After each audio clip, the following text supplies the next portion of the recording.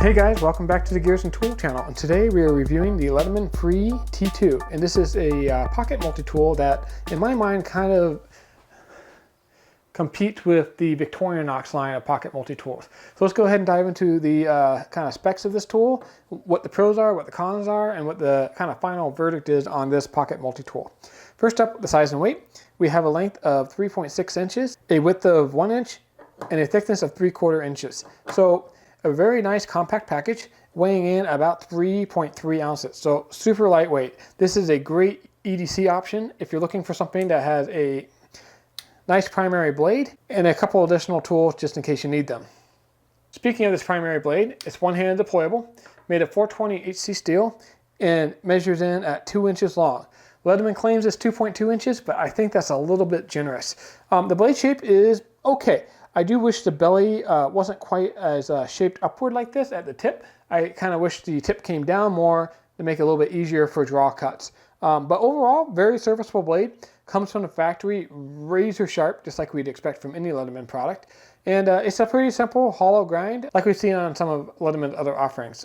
The blade is locking, so it won't fold in on your hand. All you have to do to collapse it is push the lock lever and close it up.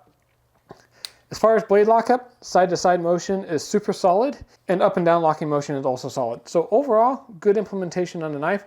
I think that would be the primary tool that most people would buy this pocket multi-tool for. So that's it for the knife blade. Let's go ahead and take a look at the other tools this pocket tool offers. The Free series kind of advertises itself as being one-handed accessible, and I found that to be true with this multi-tool as well. To access these, we just push on the back lever, and out comes the tools that you can fan out with your thumb. The tools are pretty basic. We have a awl with a mini screwdriver tip. Has a pretty nice edge on it. I primarily use an awl for things like scraping paint and prying tasks that you really don't want to damage a knife for. You have your Phillips drive with a number 1 and number 2 Phillips. And one nice thing here is we have kind of a bottle opener or cap lifter, which works great. The third tool that's available on the Leatherman Free is the pry bar medium screwdriver with one of the edges sharpened to be a package opener. And honestly, I find this package opener to work pretty well. It's great for when you want to open bags of cement, mortar, sand, things like that that you would never want to use your knife for. And this is great for just kind of those abusing tasks without worrying about chipping your knife blade tip or having to frequently sharpen it. And just as the case with the knife blade, these tools are all locking as well. So you fully deploy the tool, up and down and side-to-side motion is minimal. And to unlock the tool and put it away, you push down the thumb lever and then collapse it with your finger. Pretty convenient. So that's kind of the quick walk around of this multi-tool. What are the pros and cons of it? Well, first is the form factor. It's nice, small, and compact. At 3.3 ounces, pretty hard to argue with. Another pro is the one-hand deployability. And I've noticed that some people online have complained about this knife blade being a little tricky to deploy.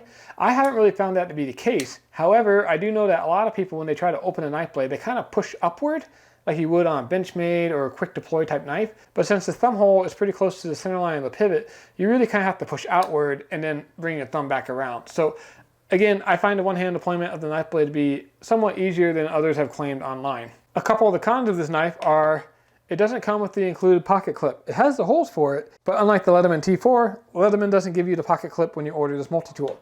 They're graciously willing to sell you one for $10 online, but it doesn't come with it, which I think is kind of a missed opportunity. Another con is while this is a small and lightweight package, if you look closely, all this gray material here, it's just a thick piece of plastic. Really, this whole end of the multi-tool is just wasted space. They really could have put this space to better use, in my opinion, by throwing in a couple of small tools, like these tweezers, and the Leatherman Free T4.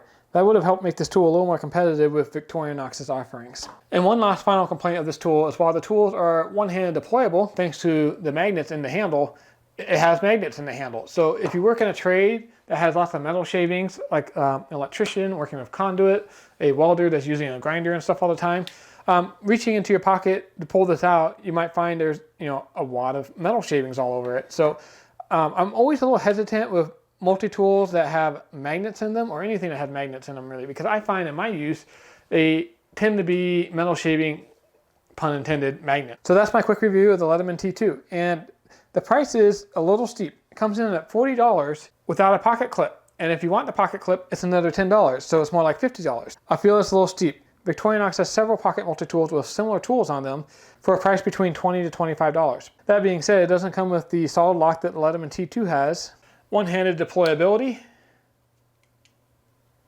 or the ability to add a pocket clip.